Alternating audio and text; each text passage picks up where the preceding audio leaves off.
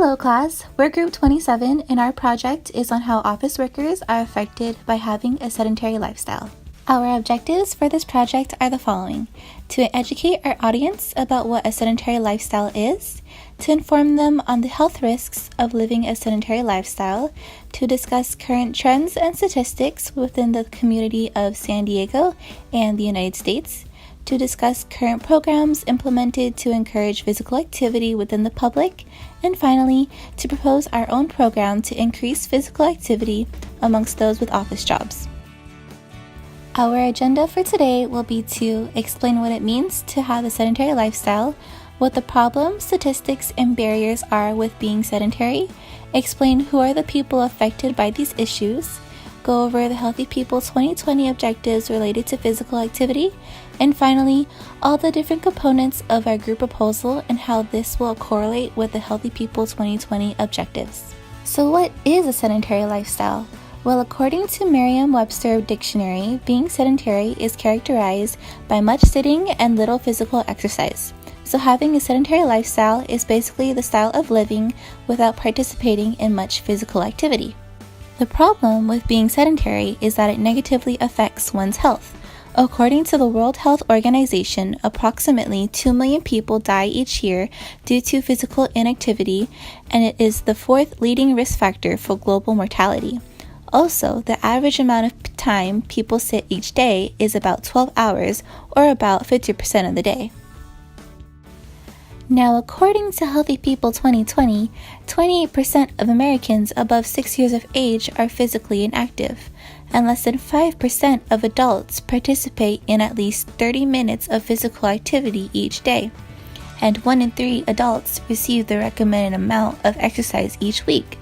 Nationwide, more than 80% of adults don't meet neither aerobic or muscle strengthening activity guidelines, and more than 80% of adolescents don't meet aerobic physical activity guidelines for youth. Finally, only 25.6% of people with disabilities reported being physically inactive, compared to 12.8% of people without a reported disability. In a 5-year comparison in the state of California, the percentage of adults who engage in no leisure time physical activity increased.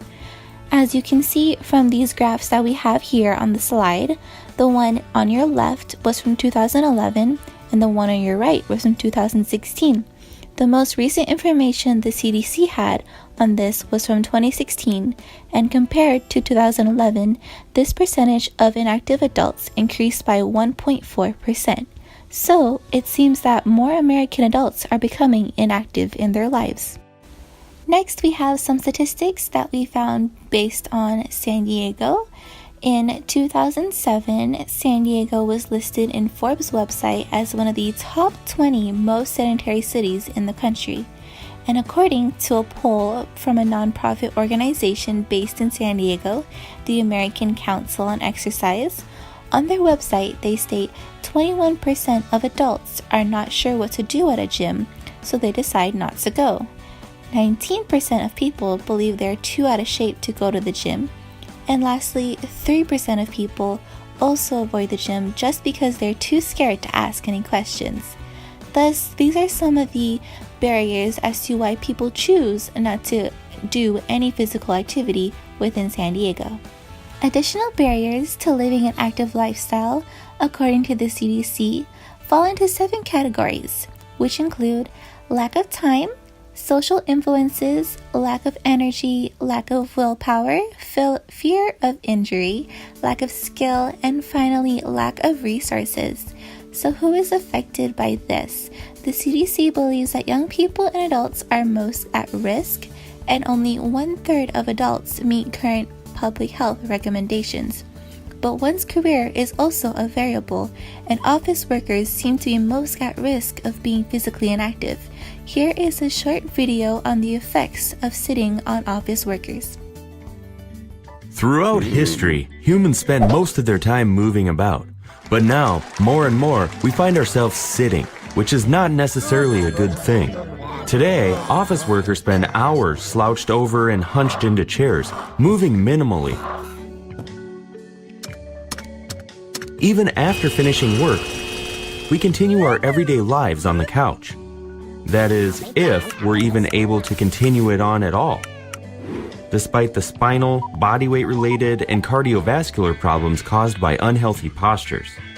It's been shown that people with sitting jobs have twice the rate of cardiovascular disease as people with standing jobs. In fact, a recent medical journal study showed that people who sit for most of their day are 54% more likely to die of a heart attack. Even if you dedicate a lot of time to staying fit, the time you spend sitting is still far greater than what's healthy for your body. Even 1 hour of daily sports can't compensate for 11-hour sitting sprees. So, what can you do? Paying attention.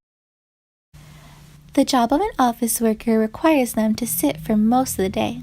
And according to a survey given by AccuView, which is a contact lens company, it was based off of 2,000 office workers, where they found the average time that they spent behind a computer was 6.5 hours per day. And another company called Ergotron found that 56% of workers use their lunch or their restroom time as the only time to get up during the workday. These graphics on the side go in detail with a different study based on a personal training program called Gym Guys. So in their study, they found that about 61% of the office workers said they don't regularly exercise. 57% of them blame their sedentary office job for the decline in their health and fitness. And lastly, on the bottom right-hand corner, you'll notice that it says 92% of them regularly have days where they spend most of the day sitting at a desk. So what are the consequences of living a sedentary lifestyle? Well, the major thing is that it can lead to people being overweight or obese. Hopkins Medicine states that approximately 33% of adults in San Diego are overweight, 26% are obese, and 30% of children in 5th, 7th, and 9th grade are overweight or obese. The graph on the right shows this information for the year 2009. Some more consequences include an increased risk of developing a chronic disease, such as heart disease, type 2 diabetes, and certain cancers. They are also at risk of feeling depressed or anxious. And being sedentary can affect a person's cognitive functioning. Finally, being physically inactive can cost people their lives and cost this country millions and millions of dollars each year.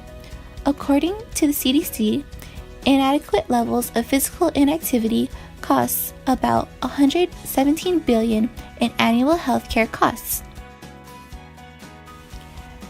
The benefits of participating in physical activity are numerous, as you can see from this slide, and they include things such as helping to reduce the risk of heart disease, helping people manage their weight, helping to lower blood pressure, prevent an early death, helping to lower the risk of some cancers such as breast and colon cancer, and it can help people feel better overall with more energy, a better mood, and being more relaxed.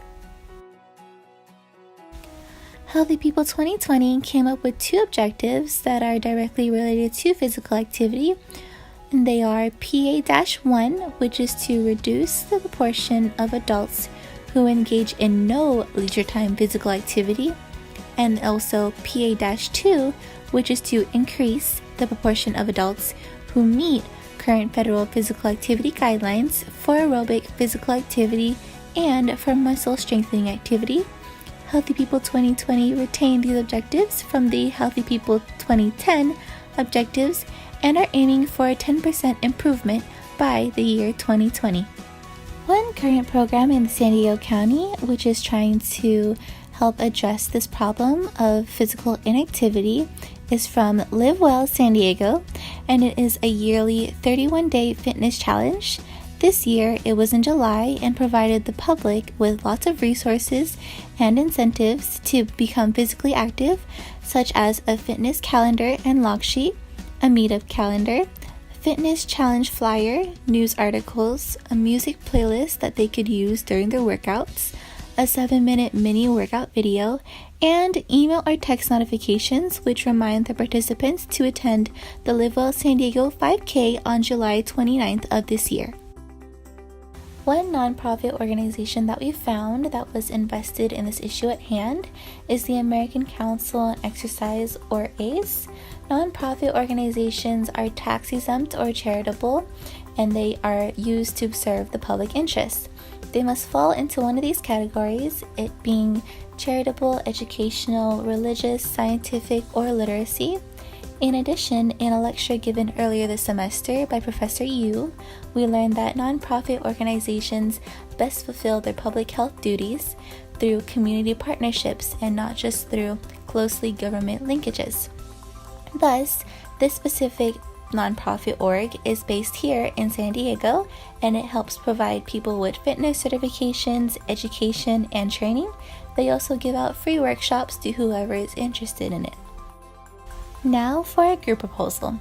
We plan on encouraging office workers to start living an active lifestyle by educating them and providing them with resources. We are going to contact several offices in downtown San Diego and give them both our flyers and surveys to hand out to their employees. This would be what our flyer would look like. It's simple but informative. It includes statistics, names of helpful and encouraging apps that they can download from their Apple or Android store, and it would also have the name of our Facebook page that will contain a lot more information if they are interested, and we will go into more depth of our Facebook page in a couple more slides. Here are some apps that we believe can help motivate people to start being physically active. First, we have Edmundo, which is ideal for running, cycling, walking, and any other distance sports. This app helps connect people to encourage each other. Next, we have Keys. This app emphasizes on health benefits and corporate wellness. It is a consumer-style app for employees and dependents that is gamified, social, and mobile that encourages a lot of engagement. Lastly, we have Hotseat. Users can schedule 2-minute activity breaks throughout their day. The system uses nudges, social accountability, and gameplay to get employees to get up and moving. Now here are some pictures from our Facebook page. We decided to make a Facebook page that is focused primarily on office workers. There are lots of fitness accounts on social media today, but not that many that are focused specifically on people with office jobs.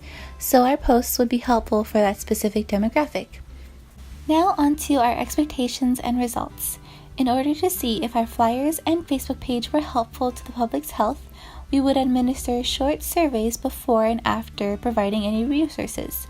We expect that before we do anything, most of the office workers will be inactive, and we hope that after we intervene with our proposal, less office workers will be inactive.